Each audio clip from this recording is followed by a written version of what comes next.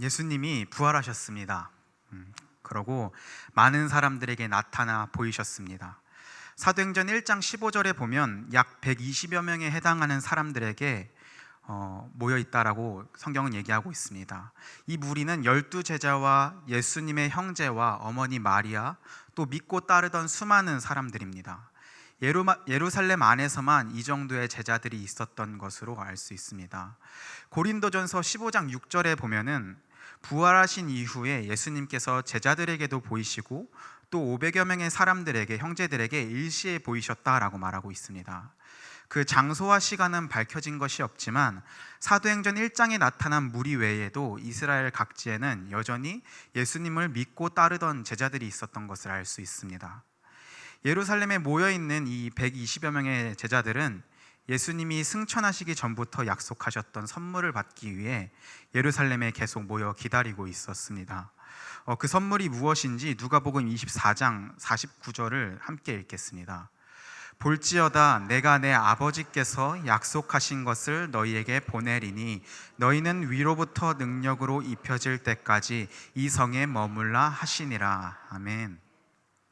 누가복음에서 이 말씀은 예수님이 부활하신 이후에 제자들에게 나타나 스스로를 보이시며, 즉 부활하신 것을 나타나 보이시며 이제 제자들이 무엇을 해야 하는지 알려주시는 말씀입니다. 그들이 지금 당장 할 것은 예루살렘 성에 머물러 있는 것입니다. 하나님께서 약속하신 것, 그것은 성령님이 오시는 것입니다. 성령께서 오시기 전까지 예루살렘 성에 머물러 기다리는 것이죠. 제자들이 해야 할 일은 성령을 기다리는 것이었습니다. 누가복음과 사도행전은 누가가 썼습니다. 사도행전 1장에서도 동일하게 이 예수님께서 제자들에게 예루살렘에 남으라고 말씀하셨습니다. 1장 4절을 보면 사도와 함께 모이사 그들에게 본부하여 이르시되 예루살렘을 떠나지 말고 내게서 들은 바 아버지께서 약속하신 것을 기다리라 라고 말합니다. 하나님께서 약속하여 주신 게 성령님이라는 것입니다. 곧바로 5절에 보면 몇 날이 못되어 성령으로 세례를 받으리라 라고 말씀하셨습니다. 제자들은 예수님께서 말씀하신 이 성령을 받기 위해 기다렸고 또 기대했을 것이라 생각합니다. 만약 그렇지 않다면은 이 제자들이 예루살렘을 떠났을 것입니다.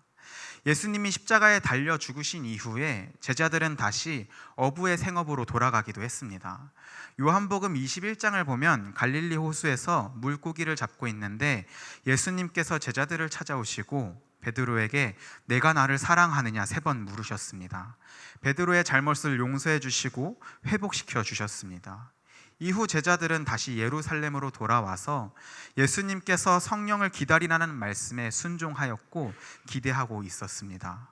오늘 본문인 2장에 드디어 오순절 날에 성령께서 제자들에게 임했습니다. 이들은 성령의 충만함을 받아 성령이 말하게 하심을 따라 다른 언어들로 말하기 시작했습니다. 이 소리에 수많은 유대인들이 반응했고 그 소리를 듣고 찾아와 현장을 목격했습니다. 그 당시 오순절은 한 해의 추수한 것을 기뻐하고 즐기던 축제가 열렸기에 예루살렘에는 이스라엘 각지에서 모였던 많은 유대인들이 있었을 것입니다. 이들은 제자들의 소리에 듣고 반응했던 것입니다. 혹자는 이들이 술 취한 것으로 여겼습니다. 베드로가 나서서 이 일이 어떻게 된 것인지 설명하기 시작합니다. 예수님께서 친히 베드로를 찾아오셔서 그를 회복시키셨고 이제 초대교회 안에서 베드로는 다른 사도들과 함께 교회를 이끄는 지도자로서 책임감 있게 나서는 모습을 볼 수 있습니다. 베드로는 이것이 술에 취한 것이 아니라 밝히며 복음을 전하기 시작했습니다. 정리해보면 오늘 본문 말씀은 베드로의 설교 본문 중에 일부이며 앞선 내용은 베드로가 수많은 유대인들에게 복음을 전했다는 것입니다. 그 복음의 내용은 이러합니다. 사도행전 2장 22절을 보면은 예수님께서 이 땅 가운데 큰 권능과 기사와 표적을 보이셨다. 이것들도 너희가 보았다라고 말합니다. 즉 예수님께서 하나님이 보내신 메시아로서 큰 권능을 보이셨고 이것을 수많은 유대인들이 경험했다라는 겁니다. 부인할 수 없다라는 것이죠. 그들은 이미 예수님이 그들 사이에 어떤 일을 행하셨는지 알고 있기 때문에 베드로가 더 큰 논리가 필요하지 않았습니다. 다만 예수님께서 이 땅 가운데 오셨고 하나님께서 보내신 메시아로서 큰 권능을 행하셨다는 그 복음을 선포했을 뿐입니다. 이어서 23절을 보면은 이스라엘이 그 예수님을 하나님의 율법 안에 있지 않은 자들, 그래서 법 없는 자들이라 칭해지는 로마 군인들에게 넘겨주었습니다. 결국 예수님께서 십자가에 못 박혀 죽으셨습니다. 24절에 이어서 설명하는 것은 하나님께서 예수님을 사망의 고통에서 풀어주셨다라고 말합니다. 예수님께서는 결코 사망에 매여 있을 수 없는 분이기 때문입니다. 사도행전 2장 32절에 베드로는 이렇게 고백합니다. 같이 읽겠습니다. 이 예수를 하나님이 살리신지라 우리가 다 이 일의 증인이로다. 아멘. 사도들과 제자들은 예수님을 보았고 예수님의 가르침을 따랐습니다. 예수님께서 부활하신 것을 증언할 수 있는 증인들이 되었습니다. 베드로는 하나님께서 예수님을 살리셨다, 내가 그 일의 증인이다 라고 고백하고 있습니다. 36절에 쐐기를 받고 있습니다. 그런즉 이스라엘 온 집은 확실히 알지니 너희가 십자가에 못 박아 이 예수를 하나님이 주와 그리스도가 되게 하셨느니라. 이스라엘아, 너희가 십자가에 예수님을 못 박았다. 그런데 그 예수님이 메시아다. 그런데 그 예수님이 하나님의 아들이시다. 그 예수님이 우리의 유일한 중보자이시다, 주인이시다, 그리스도시다라고 지금 베드로는 고백하고 있는 것입니다. 성령의 충만함으로 말하는 소리를 듣고 모였던 수많은 이스라엘의 사람들이 베드로의 이 설교를 듣고 베드로의 이 복음 선포를 듣고 반응합니다. 그들의 반응은 마음에 찔려 베드로에게 묻습니다. 우리가 어찌할꼬?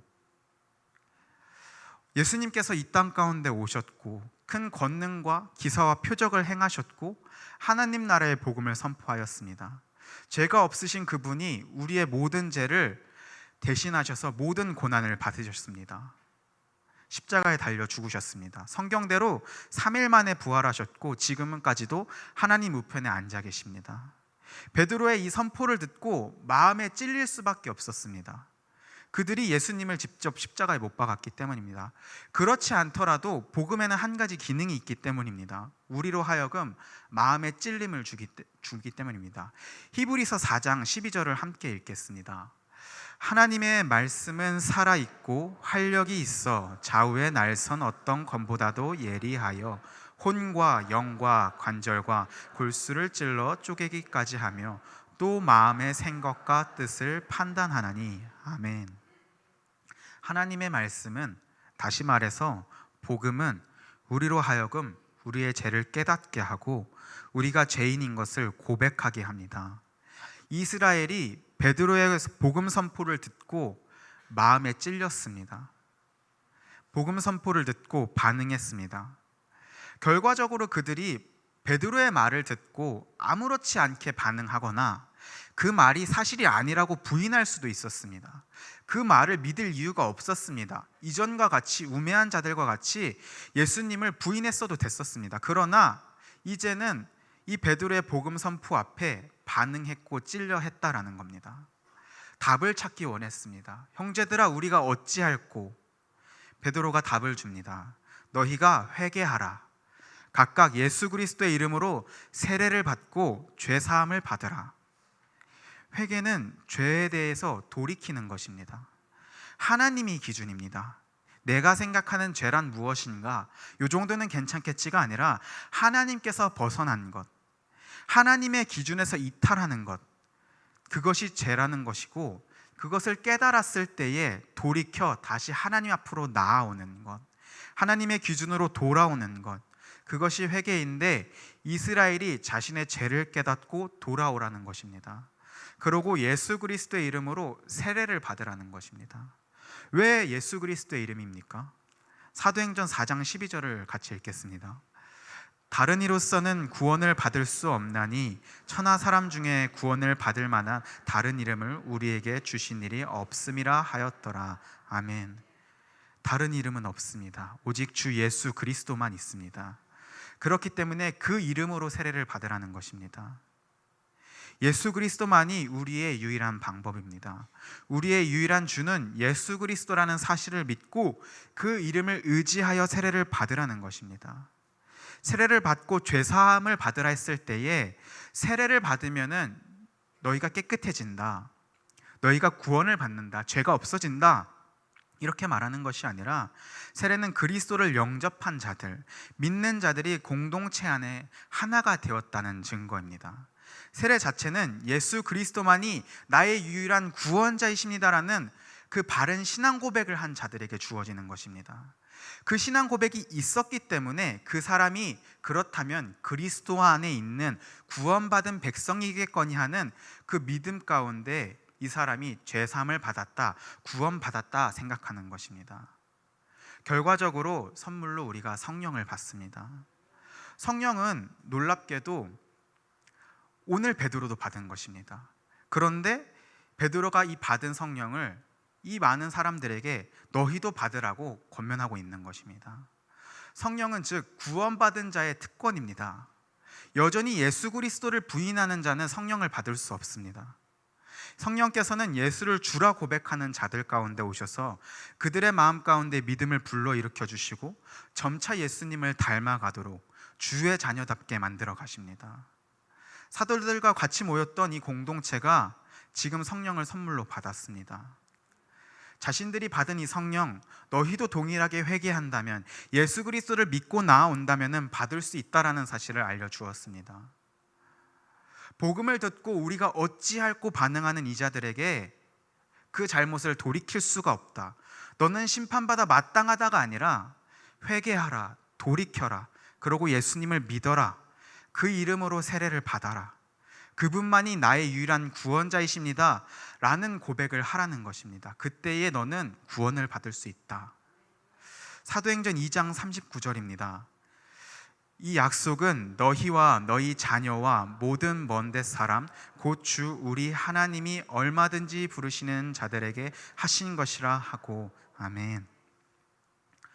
주 우리 하나님이 부르시는 자들은 다 성령을 받는다고 약속했습니다.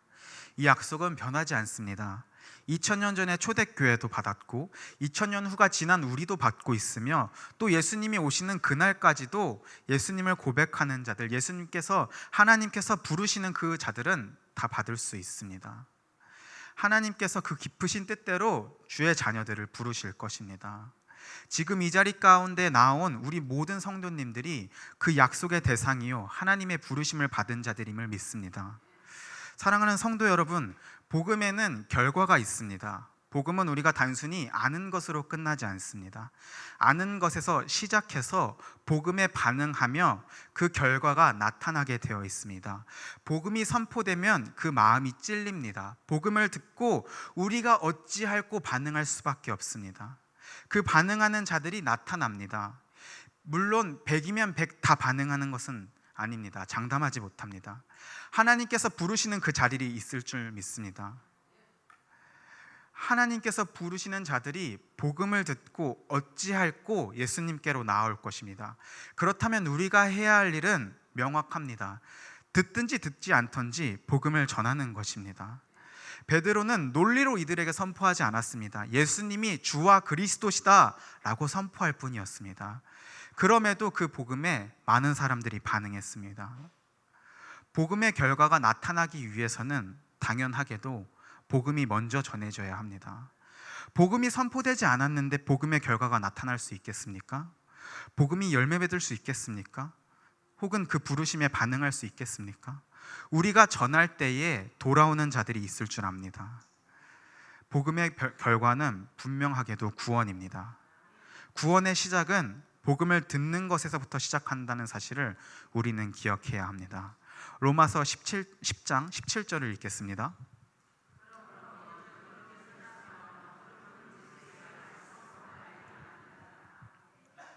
아멘. 우리가 선포하는 그리스도의 말씀, 그 복음을 듣고 들으면 믿음이 자라납니다. 구원의 시작이 이뤄지길 소망합니다. 구원을 받는 유일한 방법은 복음을 듣고 예수님을 영접하는 것밖에 없습니다. 베드로의 선포에 많은 이들이 반응했듯 우리의 선포에 수많은 영혼들이 돌아오길 소망합니다. 이후에 제자들의 모습이 나옵니다. 그들은 이미 교회를 이루었다라는 것을 알 수 있습니다. 수가 많아졌기에, 수가 3,000이 되었기에 교회가 아니라 이미 예수님이 승천하시기 전부터 예수님을 믿고 따르던 자들이 교회였습니다. 이 교회는 세례를 받고 교회 안에 제자가 된 수많은 사람들을 계속해서 돌보았습니다. 42절을 보면 사도의 가르침을 받아라고 말합니다. 세례교인이 된다는 것은, 교회의 회원이 된다는 것은 오히려 축복이고 신앙의 시작입니다. 이제 이들은 사도의 가르침을 받아, 다시 말해 교회 안에 가르칠 수 있는 마땅한 권위를 가진 사람에 의해서 이후의 삶을 끊임없이 지속적으로 지도받습니다. 서로 교제하고 떡을 떼며 오로지 기도하기를 힘쓰라는 그 지도를 받습니다. 나 예수님 믿는다, 나 교회 다닌다, 나 세례 받았다, 그것으로 끝나지 않습니다. 계속해서 사도의 가르침을 받아 리더의 권면을 따라 목사님의 지도에 따라 서로 교제하고 떡을 떼며 오로지 기도하기에 힘썼다는 것입니다. 우리의 신앙생활은 결코 혼자 하지 않습니다. 복음의 결과로 함께 교회를 이루며 나아갑니다. 복음의 선포로 끝나지 않고 구원이 시작되는 동시에 교회로서 존재한다라는 사실을 기억하길 소망합니다. 복음이 선포되면 그 결과 반드시 교회가 세워져야 합니다. 건물로서의 교회 공동체를 말하는 것이 아니라 믿는 사람 두세 사람이 모여서 교회라는 하나님의 공동체를 이루게 됩니다. 마지막으로 복음의 결과는 생명이 있습니다. 120명의 제자들이 있었지만 복음의 결과 그 수가 3,000이나 더해졌다. 이것은 하나님께서 초대교회를 폭발적으로 부흥시켜서 가능했습니다. 복음의 결과가 무조건 3,000이다, 무조건 부흥이다, 폭발이다가 아니라 핵심은 생명이다라는 겁니다. 복음이 있다면 생명이 넘쳐나게 되어 있습니다. 하나님이 공급하여 주시는 생명이 교회 안에 가득 넘쳐 흐릅니다. 오늘날의 교회에 성도의 수가 줄어들고 있지만 한편으로 성도의 이동도 있습니다. 이 교회에서 저 교회로, 저 교회에서 요 교회로 왔다 갔다 합니다. 그 이동 가운데 조건들이 있습니다. 교회를 살펴보는 조건들이 있습니다. 다양한 조건들이 있지만 성도들 마음 한켠에는 가장 근본적인 갈급함이 있습니다. 그것은 바로 복음에 대한 선포입니다. 복음이 선포되는 교회를 찾아 떠나 복음이 선포되는 교회에 정착하고자 하는 그 마음이 너무나도 큽니다. 즉 복음이 있는 교회는 생명이 있고 복음이 있는 교회는 자연스럽게 살아날 수밖에 없습니다. 복음이 있는 교회는 부흥할 수밖에 없습니다. 47절에 이렇게 고백합니다. 구원받는 사람을 날마다 더하게 하시니라. 우리가 걱정할 것은 또는 고민할 것은 우리 안에 복음이 있는가, 그 생명을 우리가 소유했는가.